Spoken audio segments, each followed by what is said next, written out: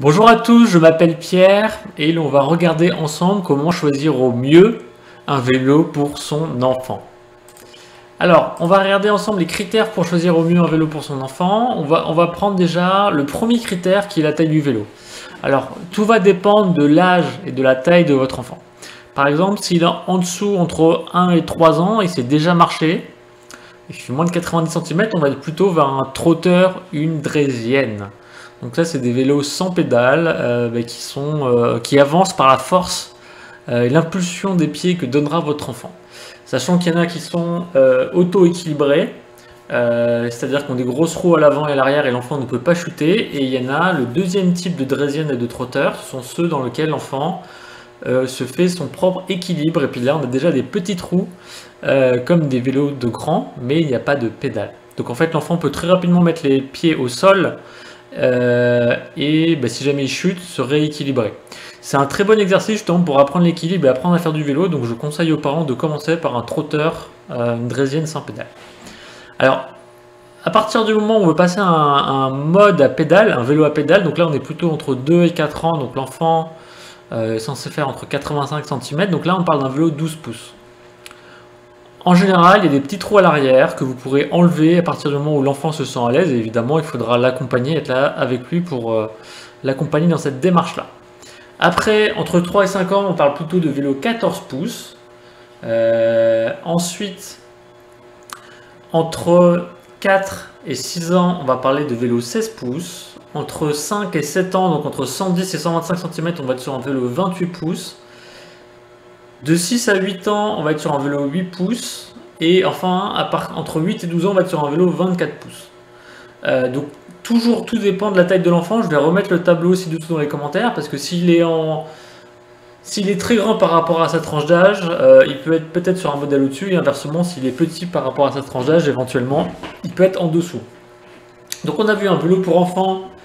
Du coup, ça a des pédales. On peut avancer via sa propre mobilité au même titre qu'un parent. Et du coup, c'est pareil. Il va y avoir des freins. Et ça, c'est très important d'apprendre à votre enfant à se servir de ces freins. Alors, il y a deux types de freins. Il y a les freins à patins qui sont les plus généralement répandus, qui sont les moins chers et qui fonctionnent très bien. Et puis il y a les freins hydrauliques, mais qui sont plutôt adaptés peut-être sur des enfants qui savent déjà en faire et qui sont un peu en mode compétiteur et qui ont vraiment envie d'optimiser le freinage. Mais pour les enfants, en général, c'est des freins à disque, des freins à patins, excusez-moi. C'est important de lui expliquer qu'à droite, c'est le frein arrière, à gauche, c'est le frein avant. Et puis toujours d'utiliser le frein arrière en priorité et de freiner progressivement. Ça, c'est très important. Pareil, du coup sur un vélo pour enfants, du coup très rapidement il y aura un système de vitesse. Donc il y a le plateau arrière et avant. En général pour les enfants il y a un seul plateau. Il y a juste un plateau arrière, ça sert à rien d'aller chercher des plateaux avant. Je ne pense pas que vous allez amener votre enfant faire de la montée. Et si tel est le cas, à ce compte-là vous l'équiperez en conséquence. En général donc un vélo enfant c'est plutôt à partir de 6-7 ans qu'il commence à y avoir des vitesses. Et pareil, il faut bien lui expliquer le fonctionnement et il ne faut pas arrêter de pédaler lorsqu'on change de vitesse, sinon on peut dérailler, c'est très important, il faut bien lui dire. Ensuite, sur les autres critères à prendre en compte, c'est les roues. Donc on l'a vu, il peut y avoir des petites roues à l'arrière, mais qui peuvent s'enlever. En général, il faut une petite clé à molette et vous pourrez enlever les roues arrière. Pensez à choisir surtout au début, je pense, des roues un petit peu larges qui agrippent bien le sol. On n'est pas là à chercher des roues de vélo de route très fines et très optimisées pour la performance, donc vraiment des choses qui accrochent bien et qui vont aider à sa motricité. Voilà. Ensuite, ce qui est important, c'est que maintenant on va parler dans les autres critères. Donc alors après il y a la notion de design. Maintenant il y a plein de marques qui le font. Ça peut être vélo la Reine des Neiges, vélo Superman. Enfin vraiment il y en a pour tous les goûts. Et puis le mieux c'est de laisser votre enfant choisir en fonction de ses passions et de ses goûts. Voilà. Maintenant, on va parler d'un point qui est très important, c'est la sécurité. Même avec des petits trous, c'est recommandé à un enfant de lui mettre un casque. Au moins, ça l'habitue à porter son casque. Et quoi qu'il en soit, très rapidement, il faudra lui... C'est hyper important, c'est primordial de mettre un casque aux enfants.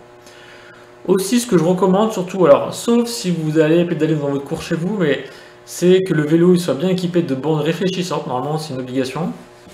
Et ça permet par exemple, mais votre enfant n'est pas censé faire du vélo dehors pendant la nuit ou la pénombre, mais ça permet quand même de réfléchir un petit peu, s'il y a un manque de luminosité, d'être un peu plus visible pour les véhicules.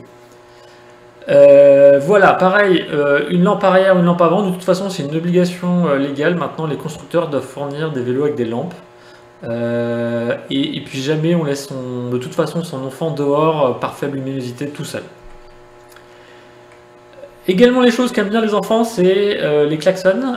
C'est sympa, ils aiment d'ailleurs en abuser, ils s'en amusent, ils en abusent parfois, mais c'est très sympa.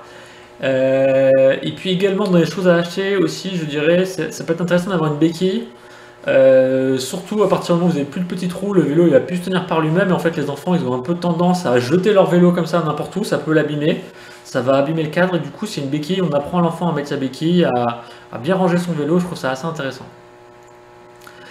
Dans les autres points aussi qui peuvent être intéressants, c'est les paniers, des paniers avant sur pas mal de petits vélos, je sais les petits garçons, les petites filles ils peuvent transporter des choses avec eux, et ça ils aiment bien. Et puis aussi, je dirais un antivol. Alors, j'ai fait une vidéo spécifique sur les antivols que vous pourrez retrouver sur ma chaîne. Mais du coup, si vous allez, je sais pas, acheter à la boulangerie une baguette de pain, malheureusement, les vélos enfants également se font voler.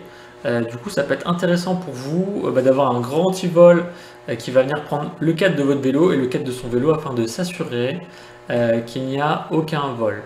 Voilà. Et regardez bien, toujours, dernier conseil, donc le poids qui soit pas trop élevé possible. Surtout plus un vélo est lourd, si le vélo il tombe dessus, ça va lui faire encore plus mal par rapport à un vélo un peu plus léger. Et puis regardez toujours les informations constructeurs, ça c'est vraiment un rappel sur le poids maximum sur un vélo et puis l'âge d'utilisation.